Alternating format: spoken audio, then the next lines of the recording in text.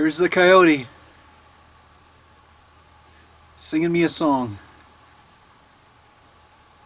There's lots of deer out here. That's why there's coyotes. So my new toy for this trip is a little heater. It's called a Portable Buddy by Mr. Heater.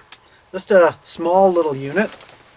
It takes these 1 pound propane cylinders. Now it also takes, you can also buy a hose for it, connect it to your 20 pound unit on the trailer. But the neat thing about these is I actually find them for free at campsites. People toss them out when they're empty.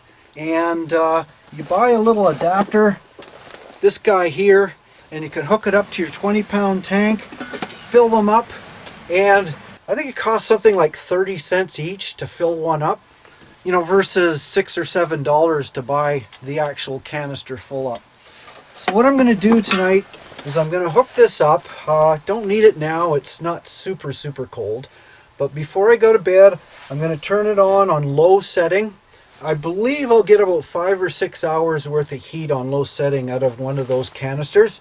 So let's see how that works, and gives me an idea of how much heat one of these little buddies actually throws off for a A-liner. Should be fun, or hopefully it'll at least be warm. That's what I'm hoping.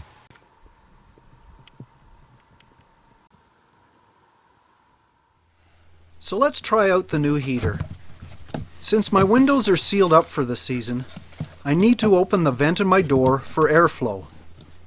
Just a little should be fine. Using the buddy is pretty straightforward. Start with attaching the propane cylinder in the side.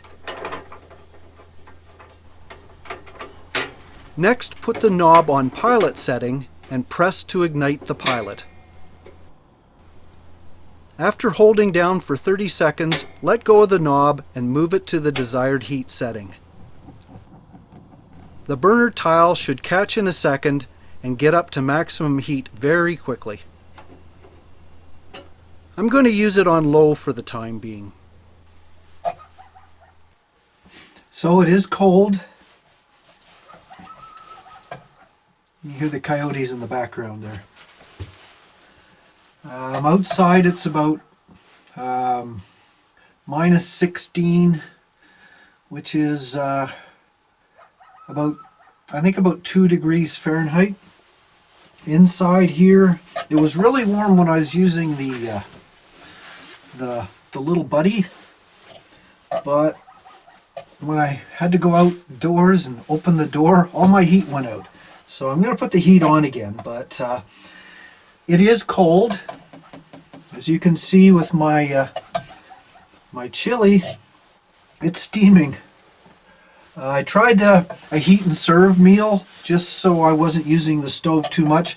The issue is the condensation. Obviously having the stove, as you'd think, would be a good thing. It would keep things warm, but unfortunately adds moisture to the air. So heat and serve only for 5 minutes so I can get my chili, and then I think I'll go back to the heater again. With a little portable buddy going at half, I think it's 4,000 BTUs, not the high speed, but the low speed. It's very good right now. Actually, I don't really need this coat. It's not too bad. Outside right now, it's close to 0 degrees Fahrenheit. It's about minus 18 Celsius. So it's cold. Inside here, it's nice and toasty. As long as you don't open that door. You open the door, you lose all your heat, and you have to start over again. That's why it's a little bit more challenging in the winter time in the north to go camping. But I'm nice and cozy. I had a great plate of chili that keeps me warm. And I've brought my tablet so I can play around and plan some videos. The next morning it was pretty cold and crisp. The corners, as usual, have tons of frost. The insulation did help, but those areas of exposed metal, aluminum, are frosty. And so they will, as the trailer warms up, melt.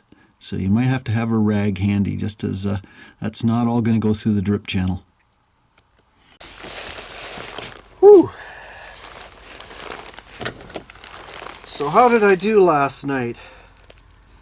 It's now a steaming 0 degrees Fahrenheit. So I think you can see that or not. Let me just see if I can get that right in there so you know I'm not lying to you. It was cold. And it's frosty. Okay, so the portable buddy did okay. I had it at the low setting, which was 4,000 BTUs. And it kept the inside of the trailer at a constant 48 degrees Fahrenheit or 9 degrees Celsius. And that is comfortable for me. In a warm sleeping bag, I didn't have to put my coat on underneath the blanket or underneath the sleeping bag. I didn't need a toque. But using these guys, and I just tossed them outside because they smell a little after you release them, so I wasn't going to keep them in the trailer. I had to change those. I started off at about 6 o'clock on and off. I had to change them at 10 o'clock, at 1:42 in the morning, at 4:25 in the morning, and that lasted me till 7:30. So the heater itself, it'll do for about maybe 3.5 hours on low setting. It's supposed to be 6 hours. It certainly wasn't 6 hours. So I'd say you should be able to rely on maybe 4, maybe 5 hours tops with those. But certainly if you're going to use a portable buddy, use the 20-pound tank. Don't use the little guys, because yeah, you're getting up all night changing the darn thing. So it's worth investing in the proper hose, and then you can just leave it on all night and you'll sleep. It was quiet.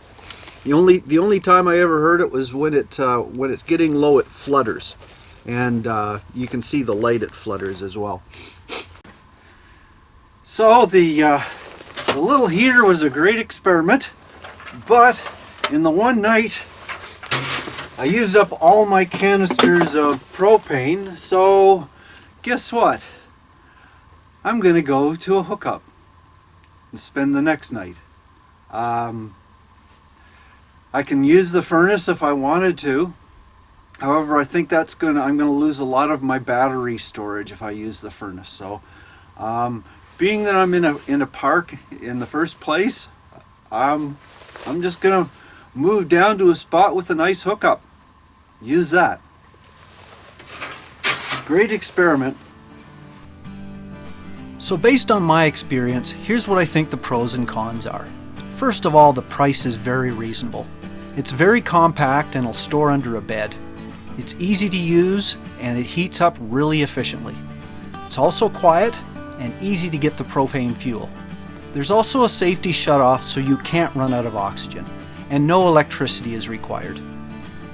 As for the cons, having no thermostat and only high and low means it's always on or it's always off.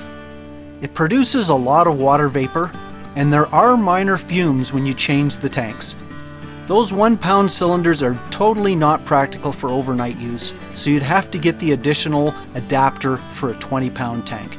And there's no fan for circulation. So there you go. There's a few pros and there's a few cons to using a portable buddy in a camper or a trailer. But for my honest opinion, if it's moderately cold out, in other words, if it's around freezing, a little below, and you're only staying at a short period of time, it's fine. It heats up really quickly, it's very easy to use, it's economical, no questions asked, it's well worth it. But when it's really cold, when I'm talking about 0 degrees Fahrenheit, minus 18 Celsius for long periods of time, big problems. and the biggest problem is condensation and water vapor. And it kind of blew me away. In that one night I used it, I used 4 of these canisters. That's 4 pounds. That is the equivalent of this much water vapor. Now if you can imagine having all of that water in your trailer, steaming away, you can see the effect here. It's not all going to be in your trailer. Some will vent out, but my point is it does add an awful lot of moisture. And if you have to use it for long periods of time, you have to vent out your trailer. On a warm day, open it up, let it dry out, or it's going to end up smelling like wet dog, and you're going to start getting mold. So there are fortunately other alternatives to use, but for my particular purpose, I wouldn't be using the Portable Buddy. So as far as a trailer goes, if you need to use propane, it's better to stick with the onboard furnace. Reason being, it forces the air in, which also forces some of the moisture out. It's not just constantly circulating that dead air. And also the fact that I can just put it on a very low temperature so it's not on all the time, so I'm not using so much propane. But the other and much better alternative for me is to go to a hookup and go to an RV park.